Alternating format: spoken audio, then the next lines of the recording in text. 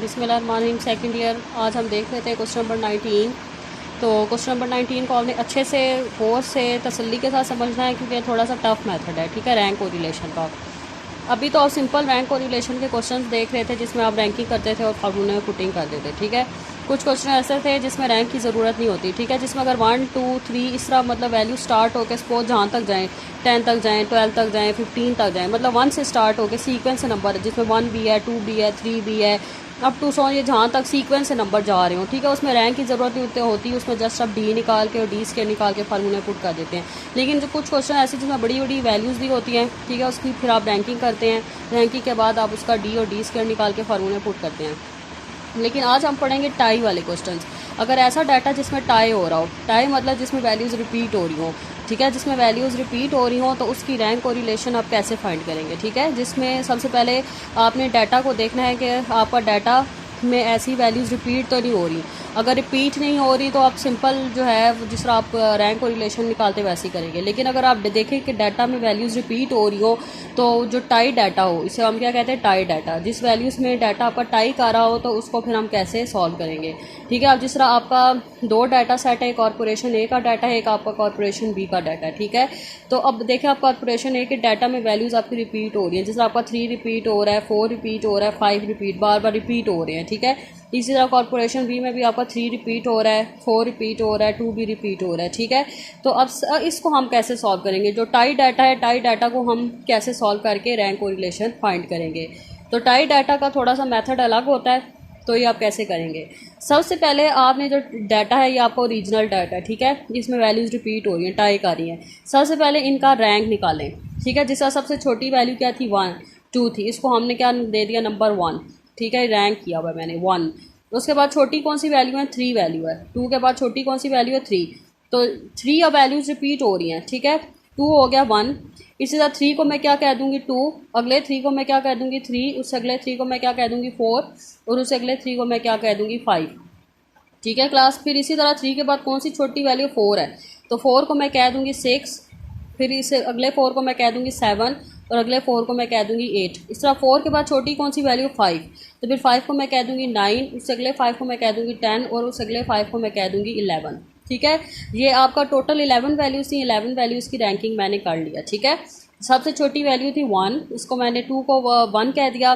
फिर छोटी वैल्यू थी 3। अब 3 वैल्यूज़ बार रिपीट हो रही हैं, लेकिन इनकी रैंकिंग के हिसाब से मैं इसे 2 कहूँगी, इसको 3 कहूँगी, इसको 4 कहूँगी, और इसको 5 कहूँगी। उसके बाद छोटी वैल्यू 4 थी, इसको मैं 6 कहूँगी, इस 4 को 7 कहूँगी, इस 4 को मैं 8 कहूँगी। इसके बाद छोटी वैल्यू कौन सी थी, 5, इसको मैं 9 कहूँगी, इसको मैं 10 कहूँगी, और इस दूसरे 5 को मैं 11 कहूँगी, ठीक है।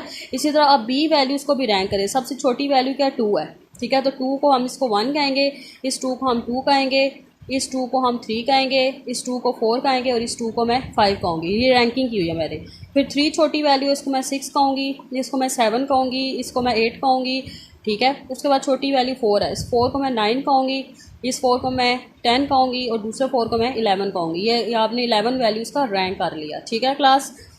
जिस तरह सबसे छोटी वैल्यू 2 थी, 2 से आपने रैंकिंग स्टार्ट की। अब वैल्यूज़ 2 5 टाइम रिपीट हो रही हैं, लेकिन इनको हमने रैंकिंग करनी है। इस 2 को 1 कहें, इस 2 को 2 कहें, इस 2 को 3 कहें, इस 2 को 4 कहें, और इस 2 को 5 कहें। इस तरह 3 है, 3 को 6 कहें, इस 3 को 7 कहें, इस 3 को 8 कहें।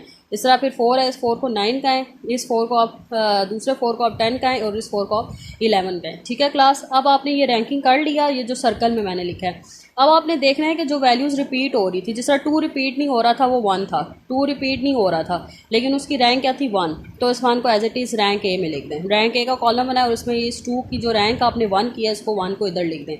उसके बाद देखिए 3 जो वैल्यू थी उसकी 3 जो आपका रिपीट हो रहा है, 2 के बाद आपका कौन सा था, डाटा 3 था, 3 आपका रिपीट हो रहा है, ठीक है। अब इस 3 वैल्यूज़ के लिए जो आपने रैंकिंग की है इसकी आप एवरेज लें। ये जो 3 वैल्यूज़ की आपने रैंकिंग की है, जैसा 3 वैल्यूज़ थी, इसकी रैंकिंग क्या किया है, 2 3 4 और 5।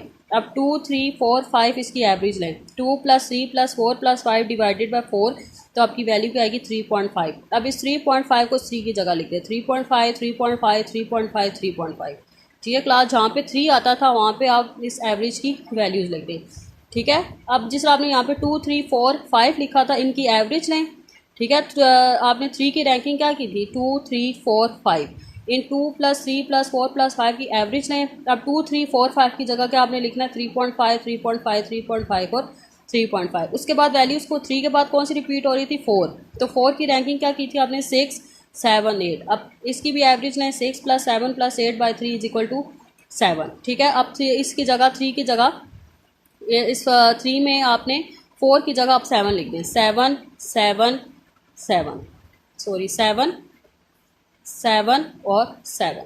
ठीक है, क्लास क्लियर हुआ। फिर अब 4 के बाद आपका कौन सी वैल्यूज़ रिपीट हो रही थी 5 की, तो 5 की हमने रैंकिंग क्या की थी 9, 10, 11। अब इसकी भी एवरेज ले लें 9 + 10 + 11/3 = 10। अब आपने क्या करना है कि 5 की जगह 5 की जो रैंकिंग थी इनकी जगह आप 10 लिख दें, 10, 10, 10। ठीक है, आपने जो रैंकिंग की थी इनकी रैंकिंग की आपने एवरेज लेनी है, फिर उसको रैंक एक एक कॉलम में आपने लिखना है। अब इसी तरह कॉर्पोरेशन बी को देख लें। कॉर्पोरेशन बी में सबसे पहले वैल्यूज़ कहाँ से स्टार्ट हो रही थी 2 से स्टार्ट हो रही थी, तो 2 की रैंकिंग क्या थी 1, 2, 3, 4, 5। अब 1, 2, 3, 4, 5 की एवरेज लें तो क्या आता है 3 आता है। अब इन 1, 2, 3, 4, 5 की जगह आप 3, 3 लिखें, 3, 3, 3, 3, 3। ठीक है क्लास, फिर 2 के बाद कौन सी वैल्यू रिपीट हो रही थी 3 हो रही थी, तो 3 की रैंकिंग क्या थी 6, 7, 8। तो 6 + 7 + 8/3 = 7। तो आप अभी 6, 7, 8 की जगह क्या लिखेंगे 7, 7, 7। इसके बाद कौन सी वैल्यूज़ रिपीट हो रही थी 4, तो 4 की रैंकिंग क्या थी 9, 10, 11। इसकी एवरेज ली तो आंसर क्या आया 10। अब इन 9, 10, 11 की जगह आप क्या लिखेंगे 10, 10, 10। अब आपका ये रैंक ए और रैंक बी फाइनली आ गया आपका। अब ये जो आपका रैंक ए और बी आया है, अब इसका आपने डी निकालना है, इन दोनों को आपस में माइनस करना है। 7 - 7 0, 10 - 7 3, 3.5 - 10 -6.5, 3.5 - 3 0.5। ठीक है, इस तरह इन दोनों को आपस में माइनस करके डी निकालें, फिर आप डी का स्क्वायर लें और एंड पे जो समीशन डी स्क्वायर आएगा वो 198 आएगा। ठीक है क्लास, अब आप इसको फार्मूले में पुट करें। ठीक है, एन आपका 11 है, फार्मूले में पुट किया तो आपका आर 0.1 आया। तो अब आपका ये अप्रॉक्सीमेट 1 है, +1 है। तो जब आपका आर एस या तो +1 हो या अप्रोक्सीमेट टू +1 हो तो वो क्या होता है पॉजिटिव कोरिलेशन होता है। तो आप क्या लिखेंगे so there is positive correlation between corporation A and B. Interpretation आपको गिवन था इसीलिए आपने लाजमी इंटरप्रिटेशन करनी है। अगर आप इंटरप्रिटेशन नहीं लिखेंगे तो आपके मार्क्स कट जाएंगे। ठीक है, अगर आपको गिवन नहीं है तो फिर आप लिखें ना लिखें फ़र्क नहीं पड़ता, लेकिन अगर आपको इंटरप्रिटेशन क्वेश्चन में गिवन है तो फिर आपने लाजमी इंटरप्रिटेशन करनी है। अगर आप नहीं करेंगे तो आपके मार्क्स कट जाएंगे। तो अब आप क्लास ये आपकी डायरी है, आपने लॉन्ग क्वेश्चन 19 और 20 करने हैं। 19 अभी मैंने आपको करवाया है, 20 सेम 19 जैसा है। ठीक है, ये आपने मुझे खुद को आपने ये खुद करना है। 20 सेम 19 की तरह है। ये 19 और 20 ये दोनों टाई के क्वेश्चन हैं। ठीक है, 19 मैंने अभी आपको करवाया है और 20 आपने खुद करना है। ज़रा आपको पता चले, आप खुद करेंगे तो आपको ज़्यादा अच्छे से समझ आएगा। तो 20 आप खुद करें, अगर आपको समझ नहीं आती तो आप मुझसे पूछ लें। ठीक है, अब आपने ये सारे जो आपके चैप्टर नंबर 15 के लॉन्ग क्वेश्चन हैं सारे आप कंप्लीट करें। इसी तरह आप शॉर्ट क्वेश्चन नंबर 24 to 50 भी करें। जिन बच्चों ने अगर जो जहाँ से अगर 24 से लेकर अब क्वेश्चन जितने किए हुए हैं वो ठीक है, वो फिर आगे से स्टार्ट करें, लेकिन 24 to 50 तक अपने शॉर्ट क्वेश्चंस कंप्लीट करें। और इसके अलावा चैप्टर 15 की समरी भी याद करें। ठीक है, और ये आज आपका चैप्टर नंबर 15 कंप्लीट हो गया है। अगर आपको इस चैप्टर में कुछ क्लियर नहीं है, कुछ अगर आपको कॉन्सेप्ट्स क्लियर नहीं है तो आप मुझसे पूछ सकते हैं। अल्लाह हाफिज़।